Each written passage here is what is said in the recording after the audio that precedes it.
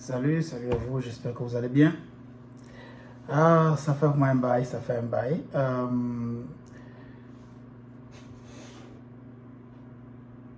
Oh, d'accord.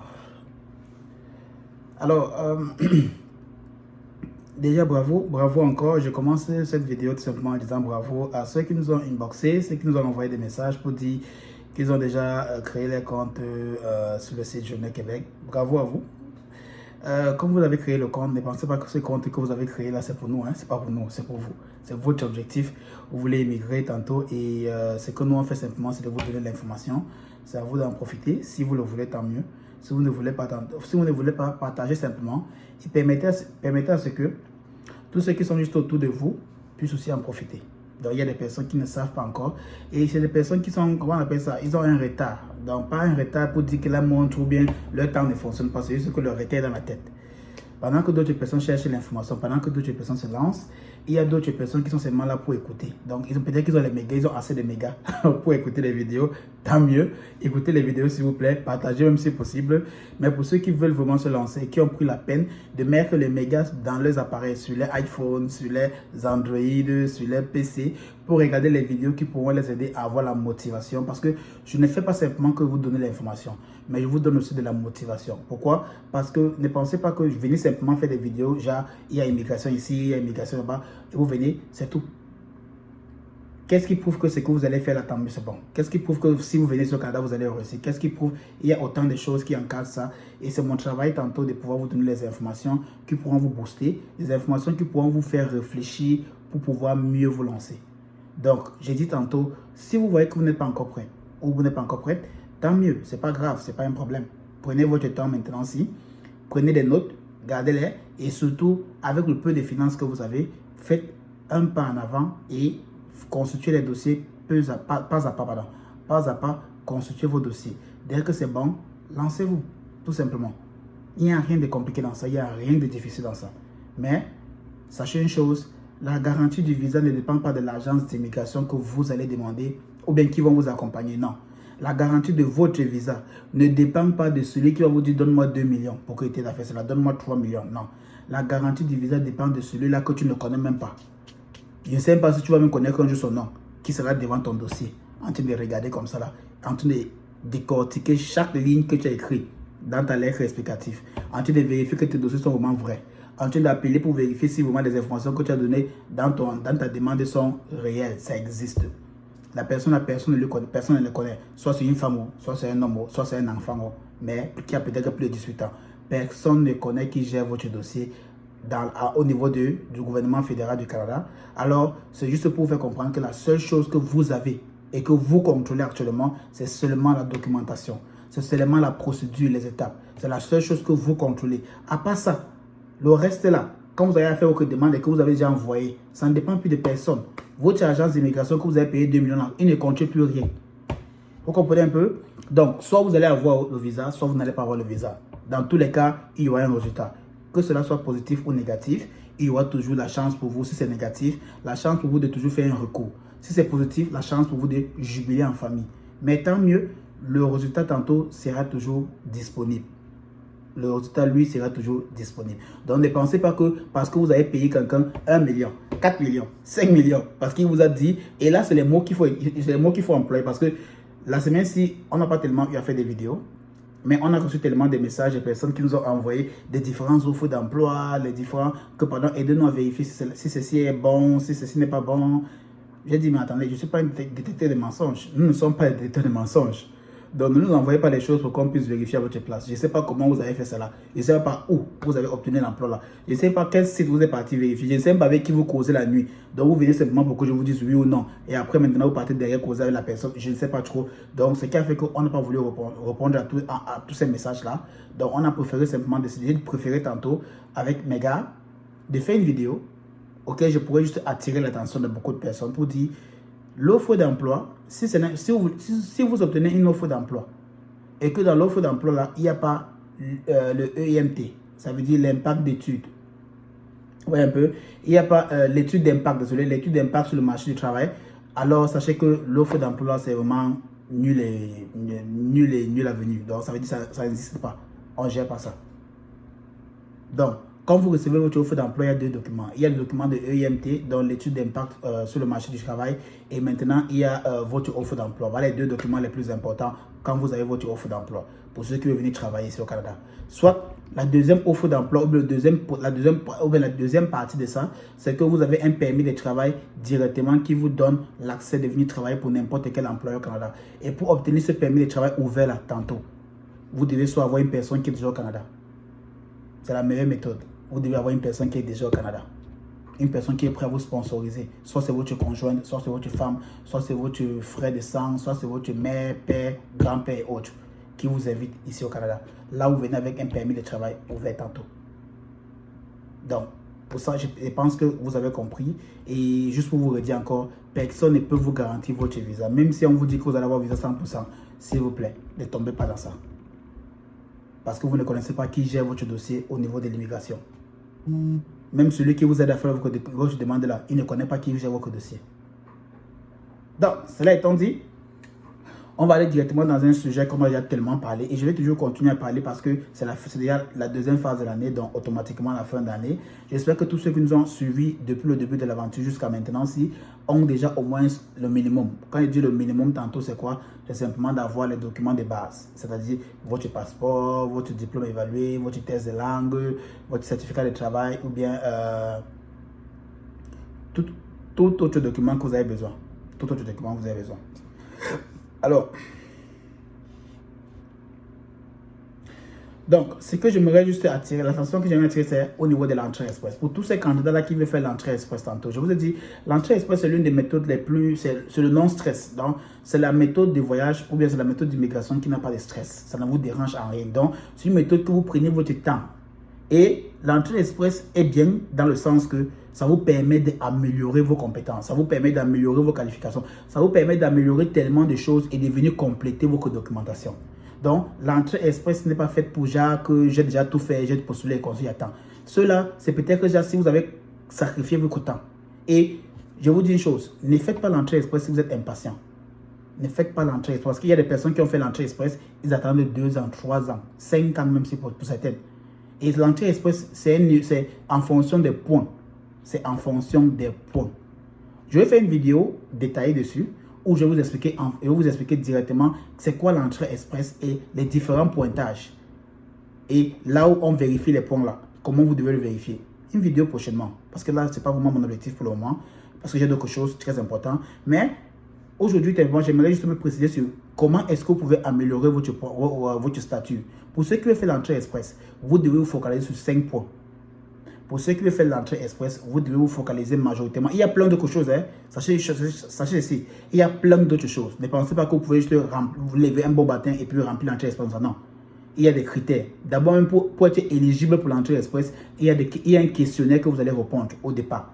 Et si vous répondez au questionnaire et qu'on trouve que vous êtes éligible, on va vous donner directement votre accès. Donc, le code, on va vous donner un code d'accès pour votre programme Entrée Express. Donc, avec ce code-là, vous pourrez maintenant créer votre profil Entrée Express. Si on détecte que via les questions d'entrée, vous n'avez pas d'éligibilité, vous n'êtes pas éligible, vous ne pouvez pas créer votre profil Entrée Express. Ça, c'est la première chose. C'est la première chose à connaître pour l'Entrée Express.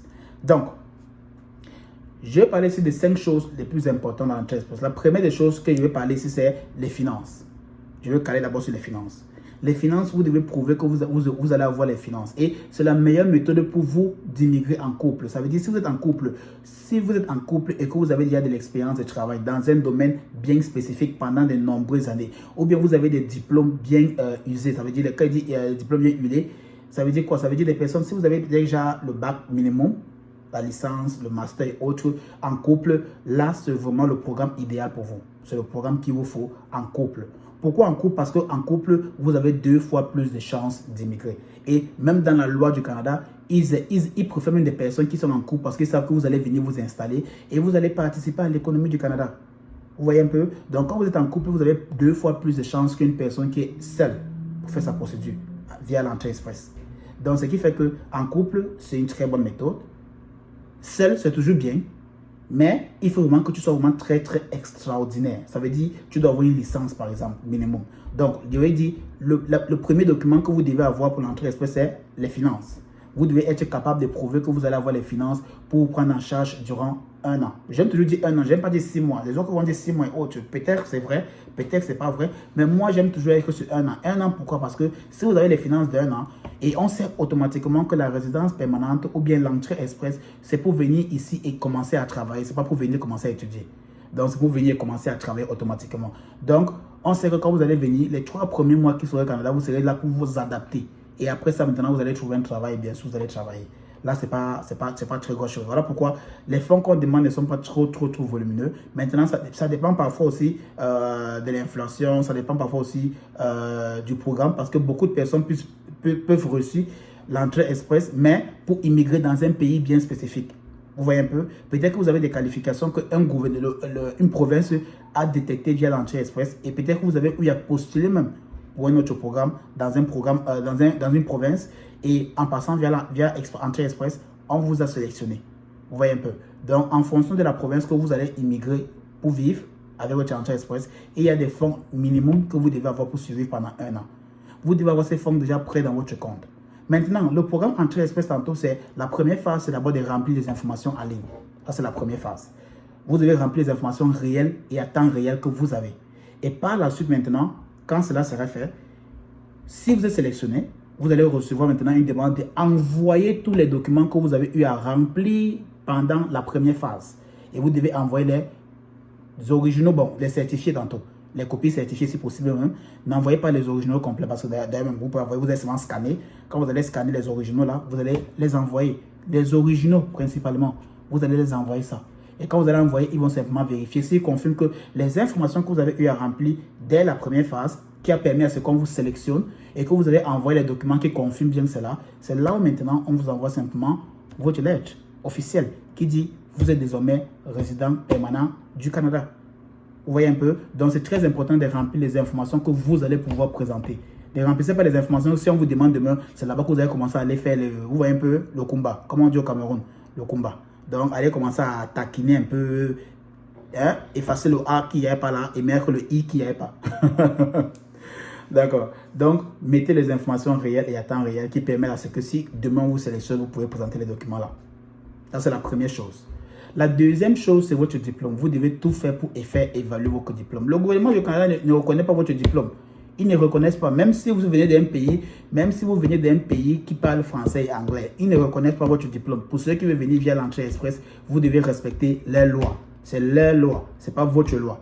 Donc, ils ont demandé que vous faites évaluer votre diplôme. Évaluez votre diplôme. Arrêtez de nous poser les questions stupides. Est-ce que je dois évaluer mon diplôme? Oui, évaluez votre diplôme. Point final. Ceux qui vont poser les questions encore prochainement, on ne répond plus à ça. On va seulement supprimer ça. Parce qu'à la fin, ça donne les nerfs. Donc, c'est leur pays. Ils ont demandé que vous évaluez votre diplôme pour qu'ils puissent voir votre diplôme que vous avez dans votre pays. C'est l'équivalence de quel diplôme dans leur pays. Point final. Le troisième document, c'est le test de langue. Que vous parlez français ou anglais, pour ceux qui veulent venir via l'entrée express, ils vous ont demandé, le gouvernement du Canada vous a demandé, vous devez faire le test de langue, français ou anglais, même si tu es de nature, ou bien même si tu es de ta langue maternelle, même si ta langue maternelle c'est le français ou c'est l'anglais, tu dois faire le test de langue, français ou anglais, ou les deux si possible. Cela va te permettre d'avoir plus de chances que tu fais les deux et te démarquer d'autres candidats. Ça, c'est le troisième document. Donc, les finances, votre diplôme, test de langue. Maintenant, l'expérience de travail hors du Canada. L'expérience de travail hors du Canada. Ça veut dire que toi qui veux faire l'entrée express, tu dois pouvoir prouver que tu as déjà une expérience de travail dans un domaine bien spécifique. Et cela se prouve avec quoi? Avec un certificat de travail qui est prouvé. Et bien sûr, pour appuyer votre certificat de travail, je vous conseille tantôt, si vous avez, comme par exemple au Cameroun, il y a le numéro social, le numéro... on ne sait pas comment c'est, le numéro social ou ce numéro quoi, d'immatriculation, voilà, c'est ça les choses. Donc, vous devez prouver simplement avec votre numéro d'immatriculation ou bien si vous êtes immatriculé dans votre pays, dans les services sociaux de votre pays. Par exemple, au Cameroun, d'où je viens, c'est la CNPS. Donc, ça veut dire quoi? Ça veut dire vous êtes immatriculé à la CNPS, vous avez un numéro bien sûr d'immatriculation, que via ce numéro-là, on peut vérifier bien évidemment que vous êtes immatriculé là-bas. Donc, vous payez vos taxes à temps et à l'heure, vous payez vos revenus et autres. Donc, automatiquement, on sait que dès lors que vous êtes immatriculé, vous payez vos taxes à l'heure, il n'y a pas de problème, tout est déduit. Et puis, vous êtes sur la liste des candidats et on pourra vérifier maintenant en fonction de ça, par exemple, ok, celui-ci, il a tel numéro, il est immatriculé au service, comme ici au Canada, par exemple. Ici au Canada, il y a un service, il y a les services sociaux ou bien le service d'assurance sociale qui s'appelle Service Canada. Donc, tous ceux qui travaillent et qui travaillent légalement au Canada sont inscrits dans les dossiers de Service Canada. Ça veut dire quoi? Ça veut dire, si on a envie de connaître telle personne dans tel endroit, on passe au Service Canada, on sort ton nom, on voit ton numéro d'assurance sociale, on voit ton numéro d'assurance sociale, d'identification sociale, d'assurance sociale, bon, peu importe. On voit ton numéro d'assurance sociale et ça pourra les permettre maintenant de savoir exactement quel emploi il fait ou bien quel emploi il a eu à faire, pendant quelle période, est-ce que l'emploi était à temps plein ou à temps partiel, combien d'heures il faisait, combien il touchait. Vous voyez un peu? Ce sont les informations là maintenant qu'on pourra avoir via Service Canada. Ce qui veut dire quoi? Ce qui veut dire que leur système, pour qu'ils identifient une personne qui travaille dans leur économie, il faut qu'ils partent à Service Canada, se renseigner et avoir les informations te concernant. Donc, pour qu'eux aussi puissent avoir l'information que tu travaillais dans ton pays, pour qu'eux soient sûrs que c'est vraiment le bon, ils vont passer par le même système. Ça veut dire venir pour savoir dans ton pays exactement, est-ce que l'assurance sociale qui est là-bas te permet tout simplement, est-ce que le département ou bien l'organisme qui s'occupe de l'assurance sociale là-bas a tes informations. Là, ils pourront obtenir tes informations et maintenant vérifier que bel et bien tu travaillais à temps plein, tu vas avoir ton salaire et comme ça, comme ça, comme ça. Là, c'est une garantie de plus. C'est une garantie de plus et tu leur donnes tellement toutes les informations là pour qu'ils sachent que voilà ce que tu es, voilà comment tu fais tes choses. Donc, il y a beaucoup de personnes qui n'utilisent pas cette méthode-là, beaucoup de personnes qui se lancent et autres. Comment voulez-vous qu'on puisse vérifier si votre certificat est bien? Maintenant, il y a les personnes qui sont dans les domaines très spécifiques, comme par exemple les docteurs, comme par exemple les informaticiens, comme par exemple les enseignants, comme par exemple aussi les personnes qui font dans les services sociaux. Ils ont des diplômes bien spécifiques. Quand je dis diplôme spécifique, ça dit dans le genre, c'est des personnes qui sont spécialisées dans un métier bien spécifique. Donc, si tu es peut-être docteur, automatiquement tu as ta licence en tant que docteur. Vous voyez un peu? Et maintenant, le nombre d'années que tu vas exercer tantôt peut prouver aussi cela. Et automatiquement, je sais pour moi, je sais qu'il y a les docteurs qui ont toutes les assurances et autres dans le pays et en sort. Vous voyez un peu? Donc, c'est les domaines spécifiques qui permettent à ce que vous pouvez être identifié très rapidement. Maintenant, si vous voulez venir en tant que docteur au niveau du Canada, par exemple, il y a des associations qui sont au niveau du Canada auxquelles on pourra vous demander même de vous inscrire à l'intérieur pour qu'on puisse vérifier votre diplôme. Et c'est en fonction de votre diplôme qu'on pourra dire, ok, celui-ci, il est vraiment un docteur parce qu'on a vérifié et on lui pose certaines questions et autres. C'est un peu ça. Vous voyez un peu? Par exemple, les avocats.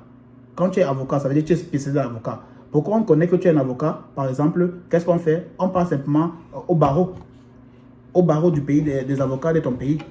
Et chaque avocat, je pense qu'il a une immatriculation. Je pense que chaque avocat a une immatriculation. Donc, on peut prendre l'immatriculation et on vérifie tantôt. On dit, oh, d'accord, celui-ci, c'est un avocat, va son nom dans le barreau du Cameroun, par exemple. Même chose aussi au Canada. Si tu es avocat, tu dois être inscrit au barreau des avocats du Canada. Donc, c'est un peu la même règle un peu partout. Et c'est comme ça qu'on doit pouvoir identifier que vraiment vous avez l'expérience professionnelle que vous avez. C'est une information un peu complexe parce qu'il y a beaucoup de personnes, je connais, beaucoup de personnes poser des questions genre et si tu n'as pas l'opportunité là, si tu n'es pas inscrit à la CNPS, vous savez que tu n'es pas inscrit dans le département social, d'accord, il y a toujours des moyens, il y a toujours une autre astuce que vous pouvez utiliser tantôt. Mais tout dépend de votre pays, de quel pays vous venez et comment et quelle astuce vous pouvez utiliser pour votre pays. Donc, ça c'était le 4e document, le certificat de travail qui prouve bel et bien que vous avez des années d'expérience dans ce que vous dites ou bien dans ce que vous faites actuellement. Le 5e maintenant, le 5e tantôt, ça sera simplement, ça c'est pour ceux qui veulent venir ici en couple. Vous devez juste prouver maintenant et donner juste un document qui prouve que vous êtes en couple. Vous voyez un peu? Prouver et donner juste un document qui prouve que vous êtes en couple. Là, c'est pour ceux qui veulent venir en couple. Maintenant, si vous voulez venir individuellement tantôt, vous devez juste prouver maintenant le fait que soit vous avez un membre de la famille qui est au niveau du Canada. Ça veut dire qu'il y a une personne qui est au niveau du Canada qui est prêt à vous accueillir et la personne doit être reliée à votre condition, à votre famille. Ça veut dire dans le sens que soit c'est votre tante, soit c'est votre oncle, soit c'est votre frère de sang ou soeur de sang, soit c'est votre neveu ou nièce. Comprenez bien, hein? Tante ou oncle, père ou mère, nièce ou neveu, frère ou sœur. Vous voyez, voilà les qualifications qu'ils ont données à ça. Donc, parmi ces qualifications, essayez de voir si la personne, ça c'est pour ceux qui veulent venir seuls par exemple. Vous voyez un peu, si vous avez quelqu'un ici au Canada, alors vous allez juste prendre ces informations, vous devez prendre son adresse, vous devez prendre s'il travaille, où il travaille, par exemple, document, son offre d'emploi. Vous allez prendre aussi son adresse, vous allez prendre ses documents des finances, par exemple, son salaire qui touche, ou bien son compte bancaire. Là, ce sont les informations qu'on va vérifier avec la personne directement au Canada parce que c'est facile d'identifier déjà des personnes là. Et là, maintenant, ça serait un document aussi fiable pour vous. Mais si vous n'avez personne, tantôt, au niveau du Canada, ce n'est pas toujours un problème. Maintenant, c'est de voir où est-ce que je peux travailler pour peut-être augmenter mon nombre de points. Parce que si vous n'avez pas le pointage qu'il faut, et le minimum ou le moyen pour avoir le moyen de pointage qu'il faut avoir, c'est 600 points. Maintenant, 600 points, c'est très difficile d'obtenir 600 points. Pour ceux qui ont 600 points, vraiment bravo à eux. C'est des personnes qui ont vraiment mis beaucoup de temps pour pouvoir travailler sur beaucoup de choses sur leur vie. Parce que si vous avez 600 points, automatiquement, vous êtes sélectionné. Maintenant, à part les 600 points, le minimum que j'ai déjà vu jusqu'à présent, c'est dans les 450 à 480. Vous voyez un peu, le minimum de points que j'ai déjà vu tout récemment, c'est entre 450 à 480 points. Et vous voyez que si vous faites cela en couple, vous pouvez au minimum avoir 450 à 480 points. C'est toujours difficile de l'obtenir, mais si vous le faites en couple par exemple, ça c'est un exemple, vous pouvez l'avoir. Maintenant, si vous êtes seul, vous devez tout faire pour pouvoir obtenir des meilleurs scores dans chaque document que vous allez procurer. Donc, pour chaque document que vous allez sortir, pour chaque document que vous allez vraiment mettre en place, vous devez prouver que vous avez vraiment bossé pour ça et que vous avez des meilleurs scores. Par exemple, le test de langue, par exemple, votre diplôme. Vous voyez un peu, c'est des choses qui peuvent vous donner énormément de points. Votre expérience de travail. Ne manquez aucune étape. Sinon, vous risquez de rater votre chance d'immigrer via l'entrée express. Parce que si vous avez moins de 400 points, vraiment, vous devez travailler encore. Vous devez encore mettre plus d'efforts. Donc, faites tout pour avoir minimum 500 points si possible. C'est comme ça que vous allez vous donner la chance là de venir au Canada ou bien d'immigrer au Canada. Donc, travaillez dessus, travaillez sur vos documents, c'est ça le plus important. Et par la suite maintenant, vérifiez si vous avez les meilleurs scores. Pourquoi pas vous lancer? Pourquoi pas vous lancer? C'est une opportunité pour tous et j'espère vraiment que d'ici 2025, c'est ça l'objectif de cette chaîne-ci, que tout le monde qui suit cette chaîne, d'ici 2025, vous pouvez nous rejoindre ici au Canada. On a besoin de la communauté africaine. Donc, venez, maximum que vous pouvez, venez simplement. Pour ceux qui vont prendre ça comme un investissement pour eux, pour ceux qui vont prendre ça comme un besoin de vraiment réussir dans le projet d'immigration, alors tout simplement, lancez-vous, il n'y a rien à perdre. Avec l'immigration, avec l'entrée express, vous n'avez absolument rien à perdre. Pourquoi? Parce que via l'entrée express, vous avez des ouvertures pour les programmes provinciaux. C'est encore des choses qu'on va parler dans une prochaine vidéo. Restez scotchés, à bientôt pour une prochaine vidéo.